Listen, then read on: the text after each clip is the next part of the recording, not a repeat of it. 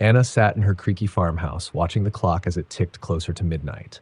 Her husband Jack was away for work, leaving her alone for the weekend. She wasn't easily spooked, but something about this particular night felt different. The air was thick, and the wind outside howled in an unnerving, mournful tone. Earlier, she had locked up every door and window, checked each room, and left the hall light on. But as the evening wore on, an unsettling feeling crept over her. Shadows seemed to stretch and shift in the corners of her vision, and the familiar old house suddenly felt foreign, as if it were hiding something just out of sight. Her phone buzzed on the table, breaking her concentration. She glanced down. It was a text from Jack. "Hey, everything okay? Just checking in." She responded quickly, trying to keep her unease out of her reply. "All good, just me and the wind." But just as she set the phone down, she heard a soft scratching sound coming from the back door. It was faint, but distinct. Her heart pounded. She told herself it was probably just a branch scraping against the house. Maybe the wind had blown it over. But as she stood up to check, the scratching grew louder, more persistent. She grabbed her flashlight and headed to the back door, feeling the chill of the night seep into her bones. With a deep breath, she shined the flashlight out the window. Nothing. The yard was empty. Shadows from the trees danced across the grass, but there was no branch, no animal, just silence. She turned to leave when she heard it again, louder this time, almost frantic. She leaned closer to the door and called out, "Hello? Is someone there?" Silence. Her heart raced as she backed away, feeling the walls around her close in. She knew the sounds of this house, every creak and groan, but this was different. This was intentional. Trying to brush it off, she made her way back to the living room, only to find the lamp flickering. Just as she reached out to steady it, the light went out completely, plunging the room into darkness. Panic surged through her, and she fumbled for her phone, turning on its flashlight. Suddenly, a soft voice echoed through the room, so faint she almost thought she imagined it. "Anna." She froze. It wasn't Jack's voice. It was rougher, almost a whisper, and filled with a strange, detached malice. "Who's there?" she demanded, her voice quivering. "Nothing." Then she heard footsteps, slow, deliberate, coming from upstairs. Her pulse raced as she stared at the staircase, her light casting long shadows up the steps. She had locked every door and window. No one could have gotten in. No one should be up there. Steeling herself, she took a step forward. "Whoever's up there, you need to leave. I'm calling the police." The footsteps stopped, followed by silence so intense that she could hear her own heartbeat pounding in her ears. Then, from the darkness at the top of the stairs, she heard the voice again. "Anna, why did you leave me?" Her blood turned to ice. The voice was achingly familiar, like a memory surfacing from a dream, someone she thought she knew but couldn't quite place. "Why did you leave me?" it repeated, louder this time. She backed away, her mind racing. She hadn't left anyone. This had to be a trick, someone playing with her. But as she backed up, she felt something cold brush against her arm. She swung the flashlight around, only to find the space empty. Desperation clawed at her as she dialed Jack's number, praying he'd answer.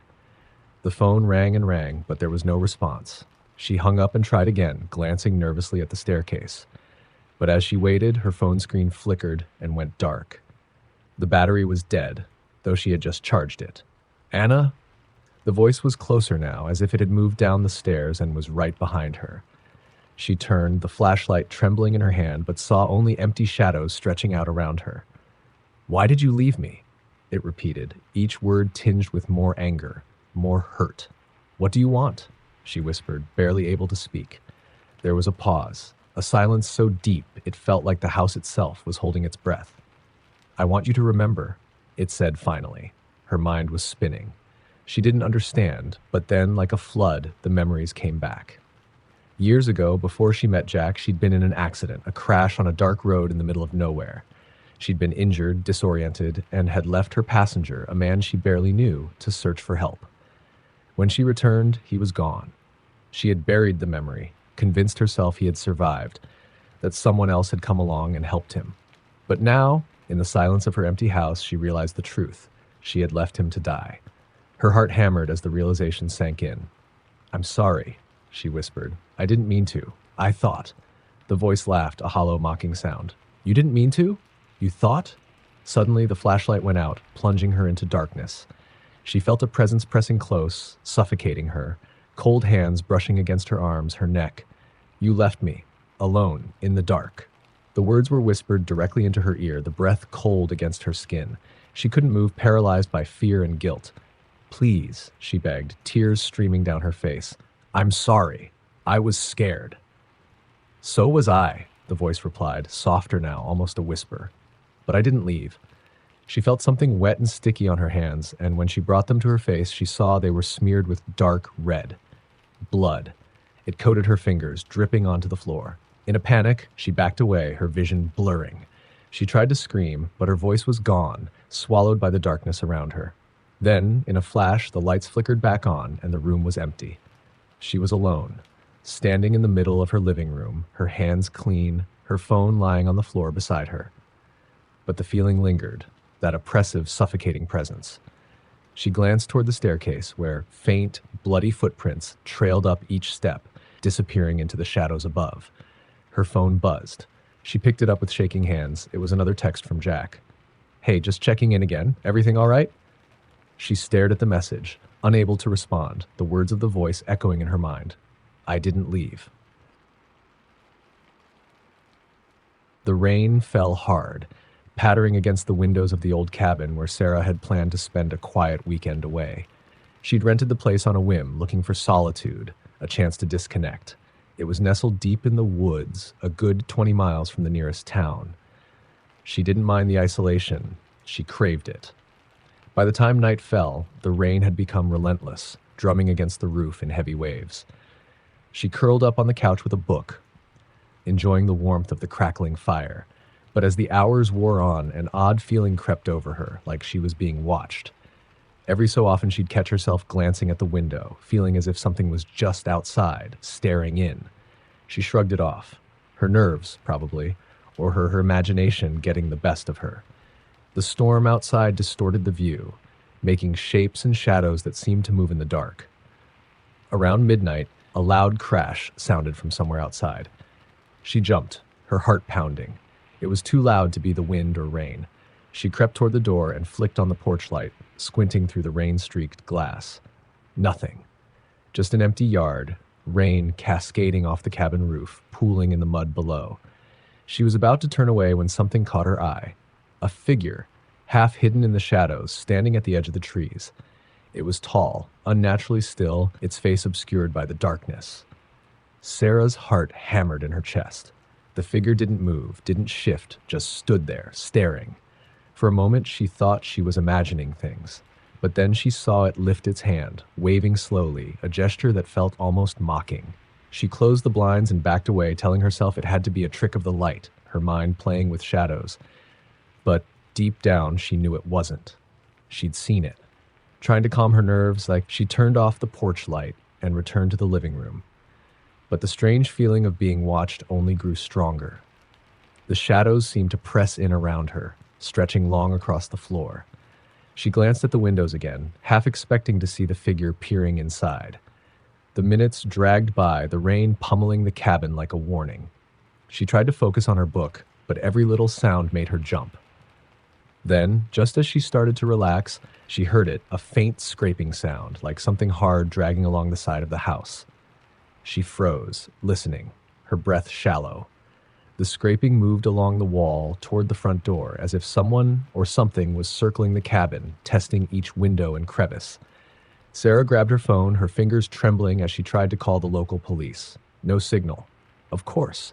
She was miles from town, miles from help. Panic crept in as the scraping sound stopped, only to be replaced by a soft tapping directly on the window beside her. She didn't want to look, but something compelled her to glance toward the sound. There, on the other side of the glass, was the face she had seen earlier, pressed against the window, its eyes wide and staring, lips curled into a twisted smile. Her scream caught in her throat. The figure didn't move, just stared at her, unblinking, its smile stretching impossibly wide. She couldn't see its body clearly in the dim light, only the ghostly pale face with hollow, sunken eyes. With a jolt, she lunged backward, away from the window. The face remained as if pinned there, watching her, waiting. "Leave me alone," she shouted, her voice cracking. The face tilted slightly, its smile fading into a look of cold amusement.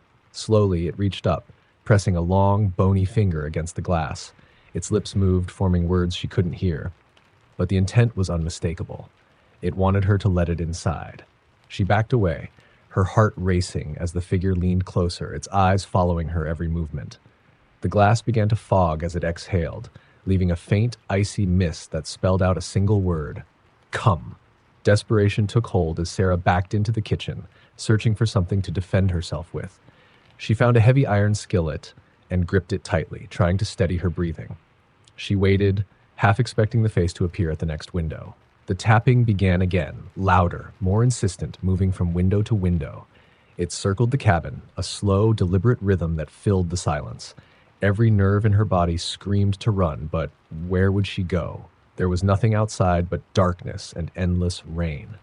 Then, just as abruptly as it had started, the tapping stopped. Silence settled over the cabin, thick and suffocating. Sarah held her breath, listening, her eyes darting from one shadow to another. She crept back to the living room, her heart hammering as she approached the front door. She had to know if it was gone. Slowly, she unlocked the door, her hand trembling as she turned the knob. She opened it just a crack, peering outside into the darkness. Nothing, just rain and the empty yard. Relief washed over her. Maybe somehow it had left. She closed the door and leaned against it, trying to catch her breath. But then, in the silence, she heard it, a faint whisper, directly in her ear. I'm inside. Her blood ran cold. She spun around, her eyes scanning the room, empty. But then she noticed the mirror across the hall, and in it she saw herself. And behind her, standing in the dark corner of the room, was the figure. It stood impossibly close, its eyes fixed on her, that same twisted smile spreading across its face. She could see it more clearly now. Its skin was pale and stretched too tight, its eyes hollow pits that seemed to swallow the light.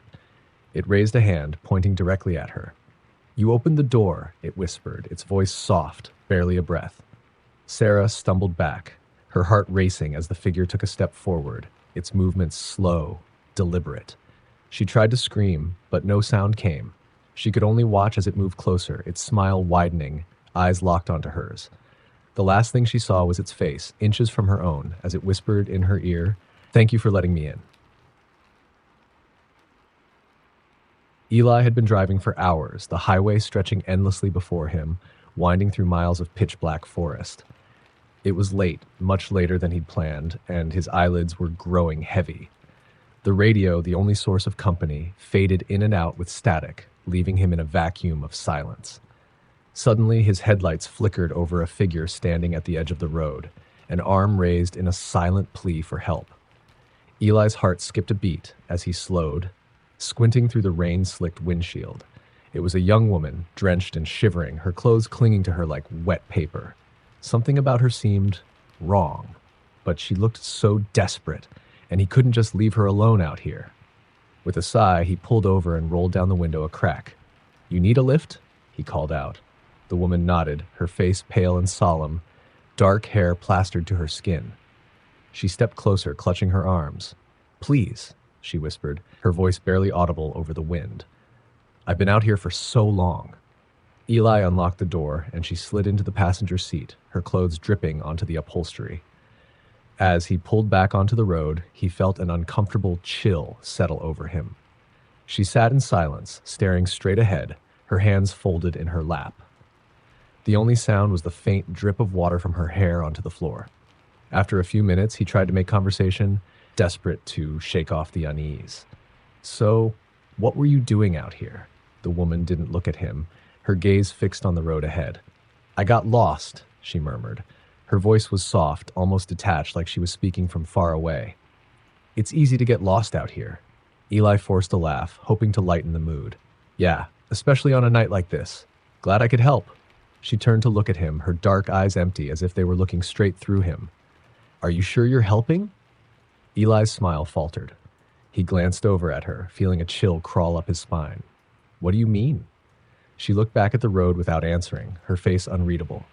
The silence grew thick, oppressive, and Eli found himself gripping the wheel a little tighter. Every now and then he'd steal a glance at her, but she didn't move, didn't shift, her face expressionless.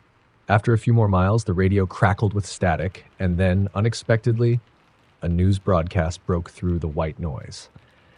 The search continues tonight for a young woman, last seen wearing a black dress, missing for 3 days after her car broke down on Highway 9. Authorities believe she may have been... Eli's blood ran cold. He looked at her, his mouth dry. The woman in his passenger seat was wearing a black dress, drenched and clinging to her skin. The woman turned toward him, her lips parting in a slight smile. "I heard they were looking for me." The words were soft, almost teasing, but there was something in her eyes, a darkness, an emptiness that made his skin crawl. He stammered, struggling to find words, but she held up a finger to her lips, a silent command for silence. "Thank you for stopping," she whispered, her voice low and smooth. "I was starting to think no one would ever stop." He forced himself to nod, though his heart was pounding so hard he thought it might burst. He gripped the wheel tighter, his knuckles turning white. He didn't know what he'd gotten himself into, but he was certain now that something was horribly, horribly wrong. As he drove, he noticed the landscape around them changing. The road, once lined with dense trees, now looked unfamiliar. He hadn't noticed any turns or offshoots, but somehow they were no longer on the highway. The trees were twisted, gnarled, casting long shadows that seemed to stretch toward them, reaching out like skeletal hands. The woman leaned closer, her cold breath brushing against his skin. "Are you scared, Eli?" He flinched, his heart skipping. He hadn't told her his name. How do you know my name?" he whispered, barely able to speak. Her eyes met his, dark and unblinking, and she smiled, revealing teeth that seemed a little too sharp. "You told me, remember?" But he hadn't. He knew he hadn't. Desperation clawed at him, and he gripped the wheel, trying to focus on the road, hoping he'd see a familiar sign, something to reassure him. But the road stretched on, winding deeper into the woods, the shadows growing thicker, heavier, until they seemed to swallow the light from his headlights. He took a deep, shuddering breath. "Look, I think maybe we should just turn around." The woman shook her head slowly, her gaze never leaving him. "There's no turning back now, Eli. You chose this road." His hands shook as he tried to keep the car steady. I didn't choose anything. I was just trying to help." She smiled again, that same eerie, knowing smile. Sometimes helping leads you places you're not meant to go. The air inside the car grew colder, and he could see his breath misting in front of him. The windows fogged, and he reached to wipe them, but his fingers came away slick and sticky with something dark. He looked down, horrified to see a red smear across his hand. Blood. He whipped around, but the woman was gone. The seat beside him was empty, yet he could still feel her presence, her eyes watching him from somewhere just beyond his sight. Frantic, he slammed on the brakes, skidding to a stop in the middle of the road. He fumbled for the door handle, stumbling out into the freezing night. The rain had stopped and the woods were silent, oppressively so. He looked around, calling out, "Hello? Where did you go?" There was no response, just silence. He turned back to the car and his heart nearly stopped. She was standing beside it, her face barely illuminated in the weak glow of the headlights, her expression twisted into something monstrous. Her eyes were empty black voids, her mouth stretching wide in a silent scream. "Thank you for the ride, Eli," she whispered, her voice barely a breath. "But you were never supposed to find me." He stumbled backward, his mind racing, and before he knew it, he was running, sprinting into the woods, desperate to escape. But as he ran, he could hear her voice echoing through the trees, soft and mocking like a lullaby. "No one ever leaves, Eli. No one ever leaves." He didn't stop, didn't dare look back, even as the trees closed in around him, the shadows swallowing him whole. And somewhere deep in the darkness, her voice followed him, whispering his name.